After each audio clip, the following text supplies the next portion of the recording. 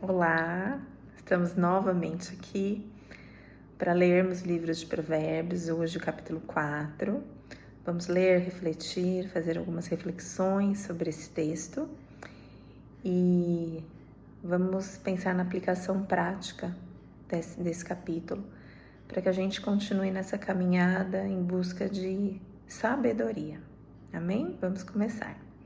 Eu vou ler na NVI, que é a Nova Versão Internacional.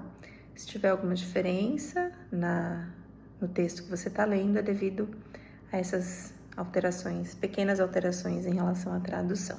Vamos começar. Ouçam, meus filhos, a instrução de um pai. Estejam atentos e obterão discernimento. O ensino que lhes ofereço é bom, por isso não abandonem a minha instrução. Então, aqui já no início, ele fala da instrução de um pai, que quando a gente ouve e segue, a gente obtém discernimento. Discernimento está muito relacionado a gente ter sabedoria. Para que a gente tenha sabedoria, a gente tem que discernir as coisas. Discernir o bem do mal, o certo do errado, a decisão boa da decisão ruim. E ele fala assim, o ensino que lhes ofereço é bom, por isso não abandonem a minha instrução. E na sequência, quando eu era menino, ainda pequeno, em companhia de meu pai, um filho muito especial para minha mãe, ele me ensinava e me dizia, apegue-se às minhas palavras de todo o coração, obedeça aos meus mandamentos e você terá vida. Então, olha só, a obediência às instruções do pai trazem vida. Quando a gente honra pai e mãe, além da promessa bíblica, de que os nossos dias se prolongarão, nós temos algo especial, que é a honra ao pai, nos traz bênção, porque a instrução de um pai, normalmente, ela vem acompanhada de um desejo de que o filho, ele não passe pelos mesmos problemas, ele aprenda com a vivência e a experiência dos pais. Geralmente é isso que os pais desejam quando nos dão instruções. Então o texto aqui, quando ele fala você terá vida, ele está falando justamente de todas essas bênçãos que nos acompanham quando a gente evita dar cabeçadas, porque a gente está realmente usando da experiência de outro para que a gente siga num bom caminho, faça uma boa escolha, realmente obtenha sabedoria, daquilo que outro já experienciou. O versículo 5 agora. Procure obter sabedoria e entendimento. Não se esqueça das minhas palavras, nem delas se afaste. Não abandone a sabedoria e ela o protegerá. Ame-a e ela cuidará de você. A sabedoria traz proteção. É muito forte isso. O conselho da sabedoria é: procure obter sabedoria. Use tudo que você possuir para adquirir entendimento. Ele muda o foco. Muitas vezes a gente usa tudo para obter coisas, ter coisas, mas aqui não. Ele foca em obter sabedoria. Lembra nos primeiros capítulos que a gente busca a sabedoria como se fosse um tesouro? É o mesmo sentido, Em todo o livro ele vai trazendo essa ideia de quão valiosa é a sabedoria. Dedique autoestima à sabedoria e ela o exaltará. Abrace-a e ela o honrará. Ela porá um belo diadema sobre a sua cabeça. Lembra que o diadema é um ornamento, um arranjo? E lhe dará de presente uma coroa de esplendor. Ouça, meu filho, e aceite o que digo, e você terá vida longa. Eu o conduzi pelo caminho da sabedoria e o encaminhei por veredas retas, caminhos corretos. Assim, quando você por elas seguir, não encontrará obstáculos. Quando correr, não tropeçará. Apegue-se à instrução, não a abandone. Guarde-a bem, pois dela depende a sua vida. Não siga pela vereda, pelo caminho dos ímpios, nem ande no caminho dos maus. Evite-o, não passe por ele, afasta-se e não se detenha, não permaneça ali, pois eles não conseguem dormir enquanto não fazem o mal. perdem o sono se não causarem a ruína de alguém. Olha que coisa terrível, né? Ele fala que se você se apega à instrução, de certa forma a sua vida está guardada. E quando você está, né, no caminho dos maus, não faça isso, porque aquele que tem um mau proceder, aquilo se torna como que um estilo de vida. De tanto fazer, ter aquele tipo de atitude, a pessoa não acaba perdendo esse discernimento de que aquilo é errado. Aquilo se torna certo.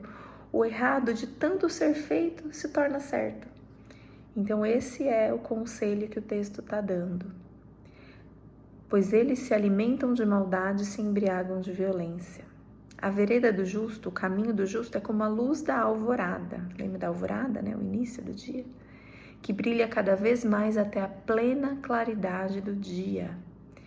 Então quem é justo, o caminho dele, o caminho da pessoa que age de forma correta, é um caminho iluminado e cada vez mais se torna um caminho justo. Mas o caminho dos ímpios é como densas trevas, nem sequer sabem em que tropeçam. A vida de quem anda por mal proceder acaba sendo tão confusa que é como se fosse densas trevas, que a pessoa acaba nem mais percebendo no que tropeçou, porque os olhos vão ficando tão cegos, o discernimento se torna tão afastado que a pessoa acaba não conseguindo mais enxergar o certo do errado. Meu filho, escute o que lhe digo, preste atenção às minhas palavras. Nunca as perca de vista, guarde-as no fundo do coração, pois são vida para quem as encontra e saúde para todo o seu ser. Acima de tudo, guarde o seu coração. Lembra que coração tem a ver com a consciência? Pois dele, do seu coração, da sua consciência, depende toda a sua vida. Afaste da sua boca as palavras perversas, fique longe de seus lábios a maldade. Olhe para frente, mantenha o olhar fixo no que está adiante de você. Veja por onde anda e os seus passos serão seguros. Não se desvie nem para a direita e nem para a esquerda. Afaste os seus pés da maldade. Mantenha o caminho reto, correto.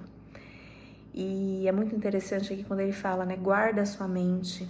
Paulo diz que tudo que é bom, perfeito, agradável, seja isso a ocupar o nosso coração, os nossos pensamentos, né? Assim que Paulo fala. Tem uma autora cristã que chama Joyce Meyer, que a maioria dos livros dela falam justamente disso. Tem um bem famoso que chama Campo de Batalha da Mente, que ela fala que a nossa mente é como se fosse um campo de batalha, no sentido de que tudo que a gente pensa acaba florescendo na nossa vida. Então, se nós temos, se você acorda e você acorda com medo, com mau humor, e você segue nesse pensar, todo o seu dia vai ser um dia ruim. Ao passo que, se você acorda, aquele sentimento, aquele pensamento ruim vem, e você se esforça para mudar, converse consigo, mude o seu pensamento, todo o restante do seu dia muda. Isso é em todas as áreas. O que a gente mais alimenta é o que floresce. Então, se os seus pensamentos estão pensamentos ansiosos, pensamentos de preocupação, muitas vezes pensamentos que estão lá atrás no passado, se você continuar alimentando esses pensamentos, cada vez mais eles vão florescer. Ao passo de que se você muda a sua forma de pensar, esses pensamentos se enfraquecem e novos pensamentos acabam se fortalecendo. Por isso que o autor fala, acima de tudo, guarde o seu coração, pois dele depende toda a sua vida. Esse versículo 23 é o que mais marca para mim. Então, que no dia de hoje você possa pensar nessa mudança de mente, em realmente buscar a sabedoria como um tesouro e buscar uma mudança na sua forma de pensar. Que em tudo que você fizer, você busque o caminho correto, ainda que ninguém esteja fazendo. Faça você. porque nós colhemos os frutos daquilo que plantamos. Amém? Vamos orar? Pai amado, Pai querido, que a Tua palavra, ela seja uma semente plantada no nosso coração. Eu venho sempre pedindo que o meu coração seja terreno fértil para a Sua palavra. Que o Senhor realmente possa transformar a minha mente, a mente de cada um que ouve esse vídeo. Que nós possamos, Senhor, mudar o nosso pensar, a nossa forma de pensar. Que tudo aquilo que não seja bom, não seja perfeito, não seja agradável, que isso seja substituído por aquilo que agrada ao Teu coração no nosso pensar. Que o Senhor esteja transformando as nossas mentes, renova as nossas mentes, Senhor. Em nome de Jesus. Amém? Excelente dia. Se você está gostando desse conteúdo, curte esse vídeo, se inscreve no canal, tá bom? Até mais!